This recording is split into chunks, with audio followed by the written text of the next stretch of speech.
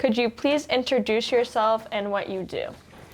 My name is Mike Choate. I'm the Quality Assurance and Process Improvement Coordinator and Manager for LifeFlight of Maine.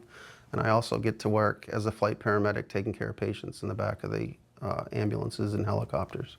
How long have you worked at the LifeFlight of Maine? I have been here since 2006, so this is the beginning of my 20th year. What got you into this line of work? I went to college wanting to be a high school math teacher and a baseball coach, and graduated from Colby with a Bachelor's of Arts in Math and Mathematical Sciences. So I taught for a year, loved teaching, but it was really challenging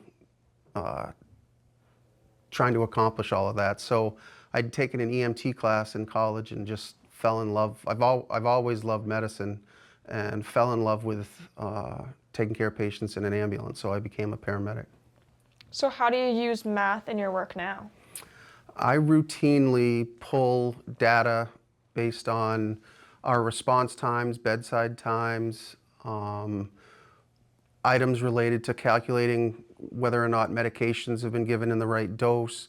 I translate a lot of data into Excel spreadsheets and use a lot of the formulas built into that, but you have to understand how math works in managing that data to be able to understand which formulas you need to create.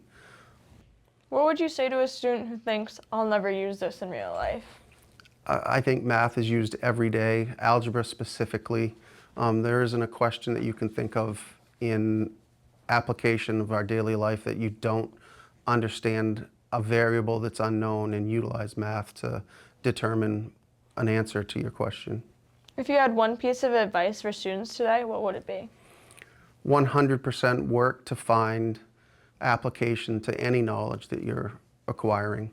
Understand that in biology or chemistry or math or even English, why is this piece of information important, and how can I potentially use that later on in life? If you could tell your high school self one piece of advice, what would it be? My memory allowed me to remember things, to do really well passing tests, but finding out that you don't actually know something as well as you think you do. In medicine, we talk about see one, do one, teach one. Until you can adequately teach a concept to one of your fellow students or back to your teacher, you really don't understand a concept as well as you think you do. Could you share an example where your mathematical style thinking helped you solve a problem or do your job better? Currently, right now, we're working, and I'm actually embarking on using AI for one of the first times. It's been a confirmation that the way that I've historically gathered data and manipulated it in Excel has been helpful, but we're looking at how well our organization has performed based on requests and transports prior to a certain date, because at that date we changed to different clinical schedules and asset availability.